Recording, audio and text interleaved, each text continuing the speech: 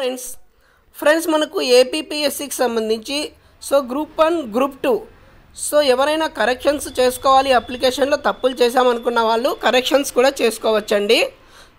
ఇంకా ఎవరైనా group 1 apply చేయని వాళ్ళు ఉంటే వాళ్ళ కోసం 28/1/2024 వరకు తేదీ అనేది పొడిగించడం జరిగింది. ఎవరైనా గ్రూప్ 1 అప్లై చేసుకోని వాళ్ళు ఉంటే ఇమ్మీడియట్గా చేసేసుకోండి. మళ్ళీ సర్వర్లు బిజీ రాకుండా ముందు జాగ్రత్తగా వెళ్ళి చేసుకోండి.